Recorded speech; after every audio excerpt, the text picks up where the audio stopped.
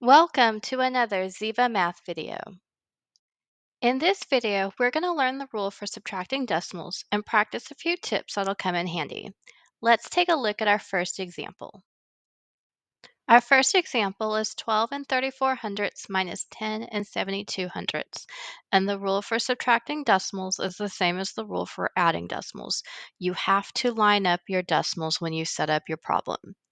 So I'm going to set my problem vertically, making sure that those decimals are lined up. So that way my ones and tens are lined up and everything behind the decimal as well with my tenths and hundredths. Then you're ready to start subtracting. And just like with whole numbers, you're going to start on the right with 4 minus 2. 4 minus 2 is 2. Then we have 3 minus 7, which I can't do without regrouping. So I'm going to go to the 2 and do my regrouping steps just like with whole numbers. So I have 13 minus 7, which is 6. I want to keep my decimal lined up in my answer as well. Then I have 1 minus 0 is 1. So my difference is 1 and 62 hundredths. So again, keeping your decimals lined up in the problem and in your difference. Our next example, we have 349 and 29 hundredths minus 127 and 463 thousandths. So again, I'm going to set up my problem, making sure that I line up my decimal points. And then the next thing that I notice is that I do have this space in the 349 and 29 hundredths above the 3. So you want to add a placeholder 0 there. And between your decimal points being lined up and that placeholder 0, you'll be able to keep all of your digits, your ones, tens, and hundreds, and then your tenths, hundredths, and thousandths all lined up. And you can also see very clearly when you start to subtract that you have 0 minus 3, and you need to regroup to be able to do this subtraction step. After you regroup, you have 10 minus 3 is 7. We have 8 minus 6 is 2. We have 2 minus 4, so again, you're going to need to regroup here. When we do this regrouping step, we then have 12 minus 4. 12 minus 4 is 8. And we're at our decimal point, so in our answer, we're going to keep our decimal point lined up as well. We have 8 minus 7 is 1. 4 minus 2 is 2, and 3 minus 1 is 2. So we have a difference of 221 and 827 thousandths. And again, you've made sure to line up your decimal and your problem and your answer and add any space holder 0 that you may need to help keep your places lined up.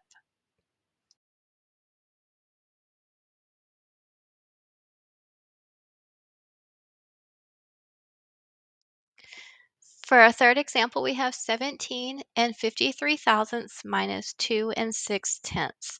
And so again, the first thing you want to do is make sure that you're lining up your decimal points. And then this example is similar to the previous example in that we want to add some placeholder zeros here. So you see that you have the 2 and 6 tenths, and we have these spaces here. And so add your placeholder zeros, which helps you to keep each of your digits lined up. So we see that we have 3 minus 0, which is 3, 5 minus 0, which is 5. Now we're at 0 minus 6, so you'll need to regroup to do 0 minus 6. And after my regrouping step, then I will have 10 minus 6. Our 10 minus 6 is 4. And we are going to want to keep our decimal and our answer lined up as well. So our decimal goes next.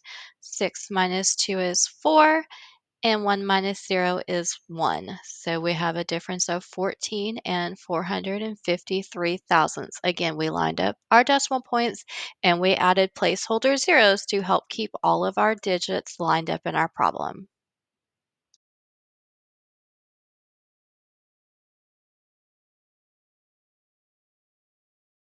For our last example, we have 53 minus 18 and 642 thousandths.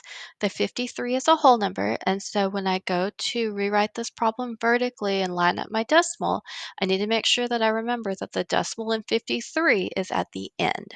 So that way when I rewrite the problem, I get my decimal points lined up, and therefore I have all my digits lined up.